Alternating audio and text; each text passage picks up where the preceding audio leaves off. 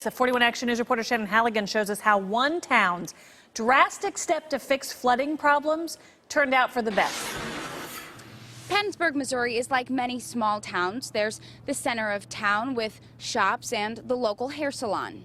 That's where Kathy Walker works. But she explained Pattonsburg wasn't always here. Government actually paid for the move of our home. 3 miles down the road, a few structures remain where Pattonsburg used to be. You don't even know where people's houses were because it looks so different.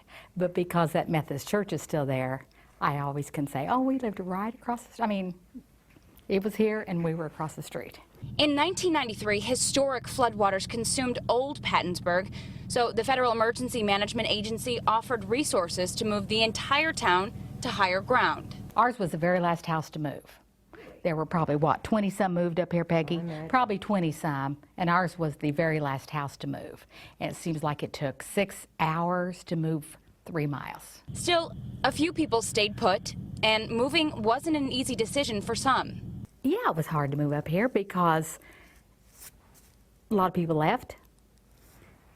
The neighbors you had down there weren't necessarily going to be your neighbors here. Your location, like the Methodist church being across from me, well, it's not there. Even despite the flooding, Walker understood why some stayed in areas where water kept returning. She watched it happen to her grandmother in the same town. I remember people saying, why does she keep going back there? It was all she had. It was all she had. And I even as a little child, I thought, she goes back because that's her home. So that's what you do.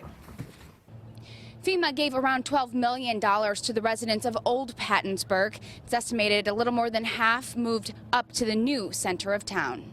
In Pattonsburg, Shannon Halligan, 41 Action News.